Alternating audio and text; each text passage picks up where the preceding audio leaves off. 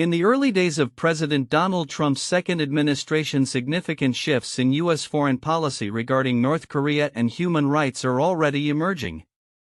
With the unanimous confirmation of Marco Rubio as Secretary of State, the administration appears poised to face complex challenges on the geopolitical stage, particularly in relation to North Korea's increasingly aggressive posture.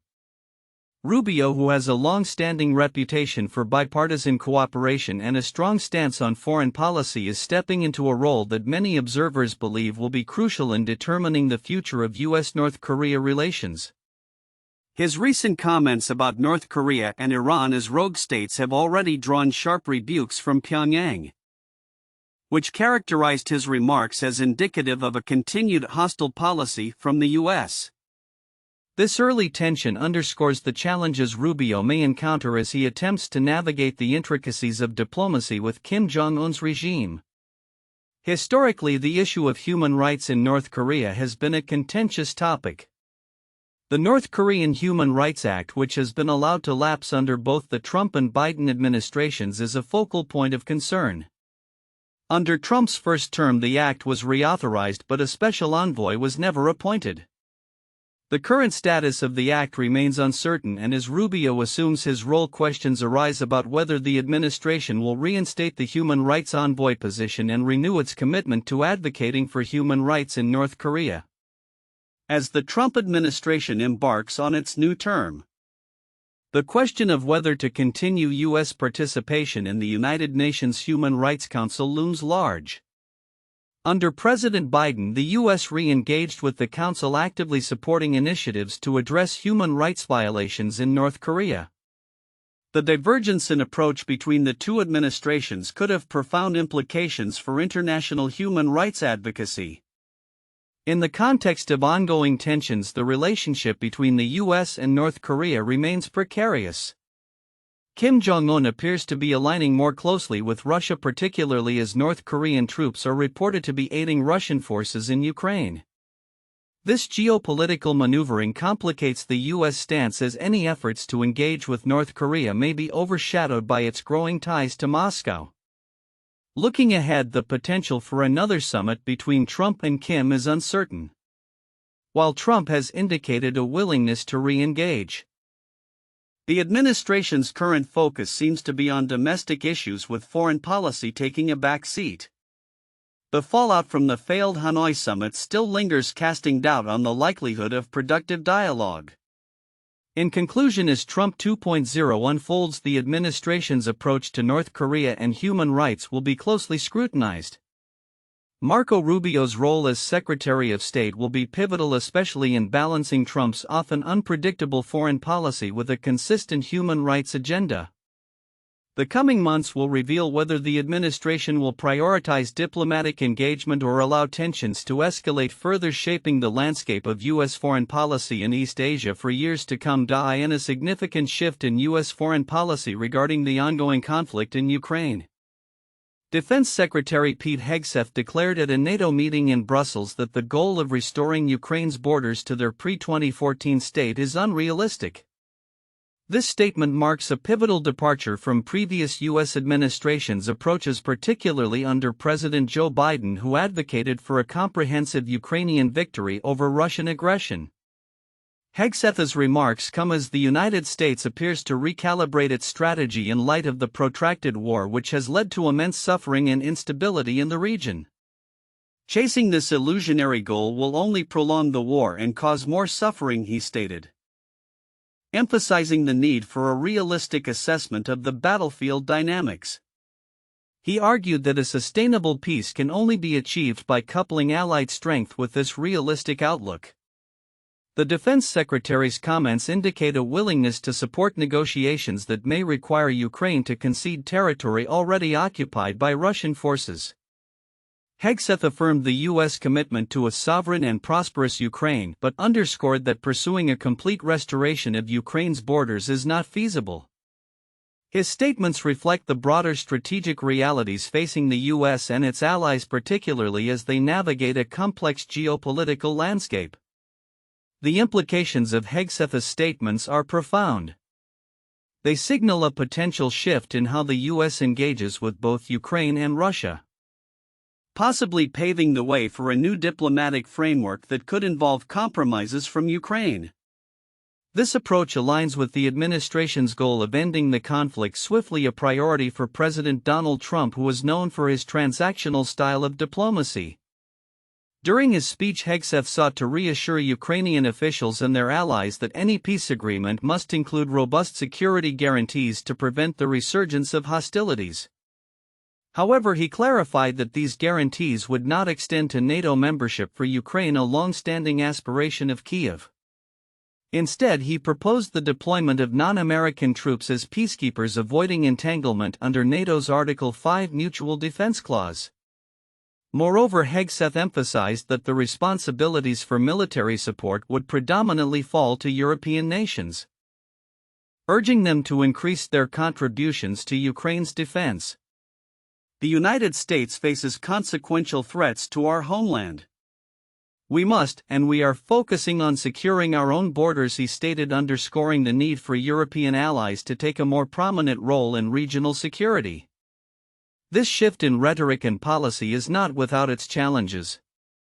Hegseth's comments have sparked concerns among some Ukrainians who fear that any negotiations might lead to unfavorable terms with Russia, potentially emboldening President Vladimir Putin. The balance between seeking peace and ensuring Ukraine's sovereignty remains a delicate one. As the situation continues to evolve, the world watches closely to see how these developments will shape the future of NATO's engagement with Ukraine and the broader geopolitical landscape, with the U.S. redefining its role in the conflict. The focus will likely shift towards collaborative security arrangements that prioritize stability in Europe while addressing the complex realities of a war that has already claimed countless lives. The coming months may reveal whether this pragmatic approach can indeed lead to a durable peace or if it will merely serve as a prelude to further conflict. The Senate is poised for a significant procedural vote today regarding Robert F. Kennedy Jr.'s nomination as Secretary of the Department of Health and Human Services. This vote comes after a tumultuous nomination process marked by intense scrutiny and political maneuvering. If successful, Kennedy's confirmation could reshape public health policy in the United States, particularly given his controversial stances on vaccines and various health issues. Kennedy's nomination has seen a notable shift in support from previously skeptical senators.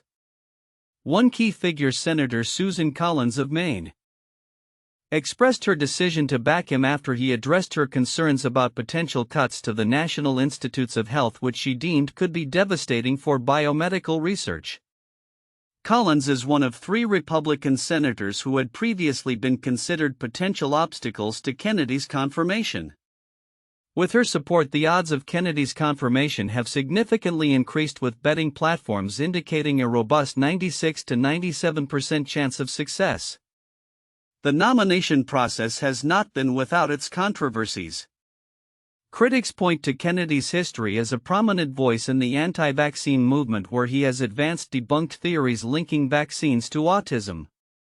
Senator Bill Cassidy, a physician and chair of the Senate Health Committee, defended his support for Kennedy while reiterating the consensus that vaccines are safe and effective. Cassidy assured that he would not allow the Department of Health and Human Services to withdraw access to vaccinations without ironclad causational scientific evidence, emphasizing the importance of maintaining public confidence in vaccinations. As the Senate prepares for today's vote, the political landscape surrounding Kennedy's nomination has become increasingly polarized. Senate Majority Leader John Thune noted the peculiar dynamic of Democrats fervently opposing former members of their party, referencing both Kennedy and Tulsi Gabbard, who has also been nominated for a significant position.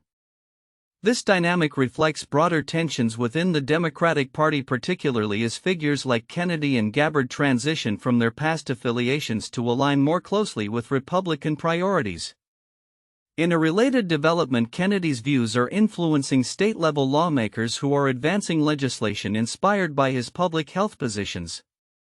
Across several states, Republicans are filing bills to restrict food stamp purchases for candy and soda, roll back vaccination mandates, and eliminate fluoridation in public water systems. These measures align with Kennedy's advocacy for healthier food choices and skepticism about certain public health policies. Wyoming State Representative Jacob Wasserberger, who has sponsored legislation in favor of these changes, lauded Kennedy's impact, stating that his focus on health issues is generating significant political momentum. As the Senate moves forward with Kennedy's nomination, the implications extend beyond his confirmation. If approved, Kennedy could leverage his position to influence health policy in ways that reflect his controversial views. His track record suggests potential shifts in how vaccines are administered, the regulation of public health information, and the prioritization of certain health initiatives. As lawmakers at both the federal and state levels embrace the Make America Healthy Again agenda championed by Kennedy, the nation may soon witness a fundamental transformation in public health discourse. The outcome of today's vote is crucial not only for Kennedy's future but also for the broader landscape of American health policy. As public health increasingly intertwines with political agendas, the ramifications of this nomination could reverberate across the country, shaping the way health and wellness are approached in the coming years. With the Senate's decision imminent, all eyes will be on how Kennedy's controversial past will influence his role in shaping the future of health policy in America. The political landscape in the United States is shifting once again as the Trump administration reasserts its influence through key appointments and policy directives. Notably, the recent confirmation of Pam Bondi as Attorney General has raised eyebrows and sparked discussions about the future of anti-corruption enforcement and civil rights in the Department of Justice (DOJ). Pam Bondi, a longtime ally of Donald Trump, brings a controversial history and a tough-on-crime approach to her new post. Known for her tenure as Florida's Attorney General, Bondi's confirmation hearings revealed a complex relationship with both Trump and the legal system. During her hearings, when questioned about her potential response to a hypothetical directive from the White House to drop a case, Bondi's assurance that such a scenario would not occur fell flat. "If I thought that would happen, I would not be sitting here," she stated, a sentiment that elicited skepticism given Trump's track record of dismissing attorneys general who contradicted him. Critics point to Bondi's close ties with Trump, which date back to her solicitation of a $25,000 donation from him for her re-election campaign in 2013, money that was later deemed illegal due to being funneled through the Trump Foundation.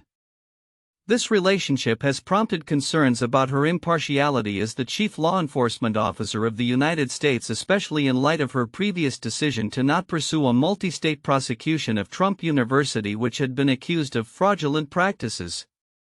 The implications of Bondi's appointment are becoming evident as she has already begun to reshape DOJ priorities. According to reports, her office has disbanded the FBI's Foreign Influence Task Force and diminished enforcement of the Foreign Agents Registration Act, measures that were designed to protect election integrity from outside interference. This move aligns with a broader trend under the Trump administration, which seems to downplay the significance of external threats to democratic processes. Adding to the intrigue surrounding Bondi is her recent internal memo, which outlines a directive to eliminate what she termed illegal DEI and DEIA discrimination in preferences within the DOJ. This policy, rooted in Executive Order 14173 issued by Trump, aims to investigate and penalize any discrimination based on race or sex within federal contracts and educational institutions.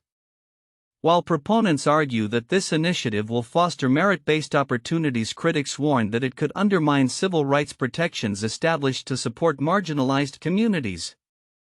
As Bondi navigates her new role, her commitment to maintaining a private personal life contrasts sharply with the public scrutiny she faces.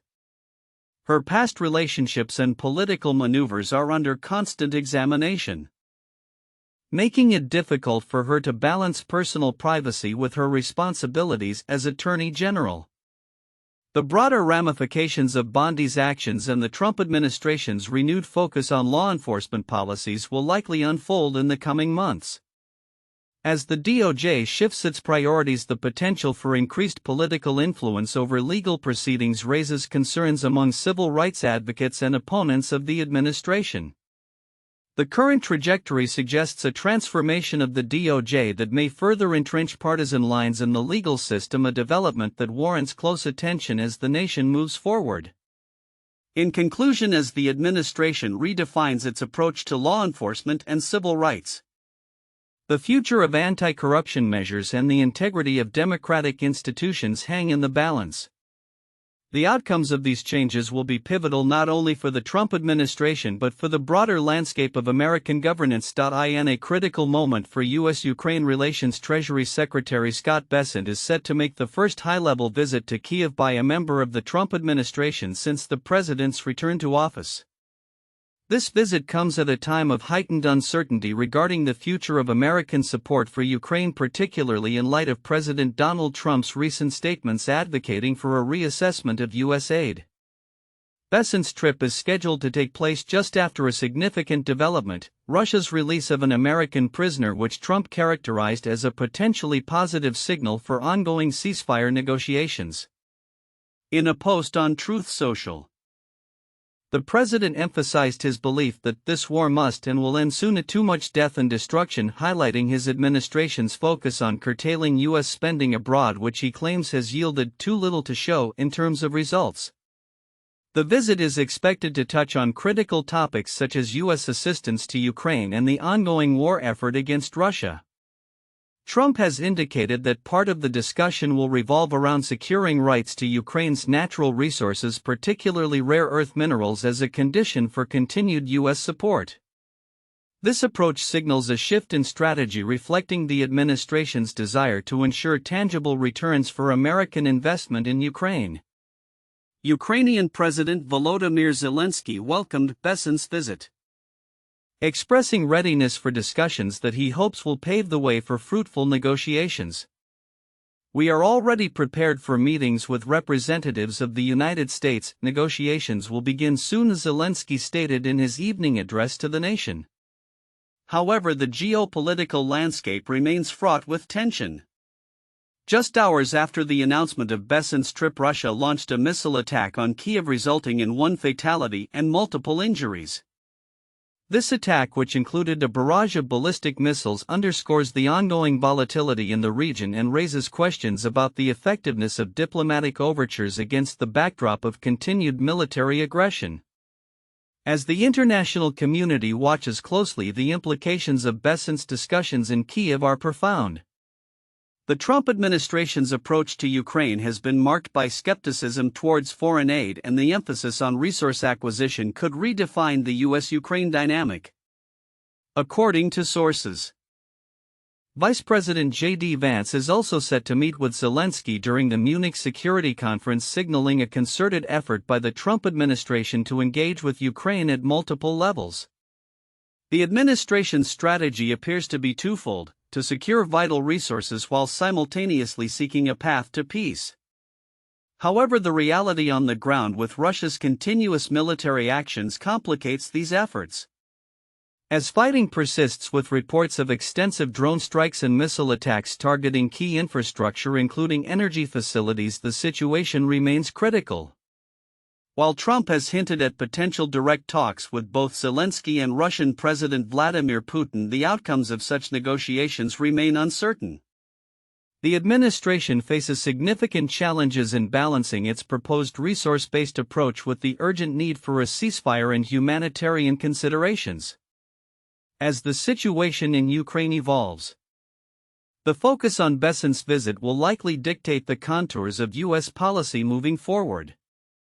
Observers are keenly aware that the administration's actions in the coming weeks will not only impact Ukraine's immediate future but could also set the tone for U.S. foreign policy in the region for years to come. In a significant development for the U.S. Department of Commerce, President Donald Trump has nominated Howard Lutnick, the CEO of Cantor Fitzgerald, as the new Secretary of Commerce. Lutnick's appointment signals a potential shift in the department's approach to corporate governance, particularly regarding diversity, equity, and inclusion (DEI) policies. Known for his outspoken advocacy for DEI in the corporate sphere, Lutnick's views stand in stark contrast to the current administration's stance on these issues.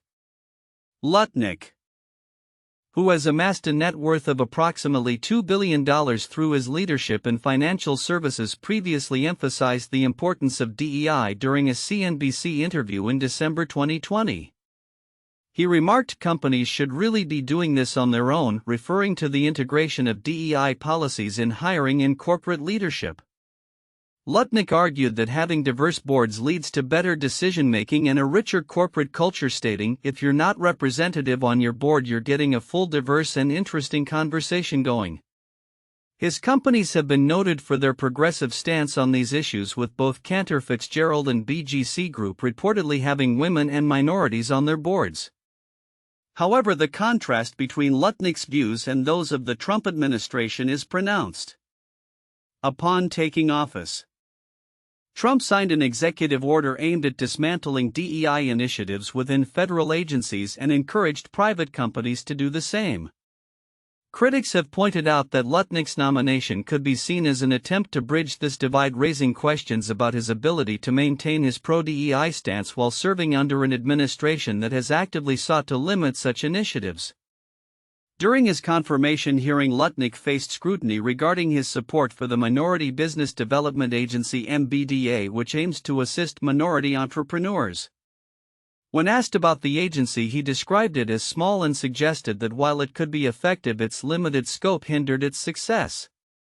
This statement has drawn criticism, especially in light of a recent lawsuit against the MBDA that accused it of discriminatory practices, resulting in a court ruling that forced the agency to broaden its services. The implications of Lutnick's nomination extend beyond domestic policy. He is also reportedly exploring trade tools to address environmental, social, and governance (ESG) rules within the European Union.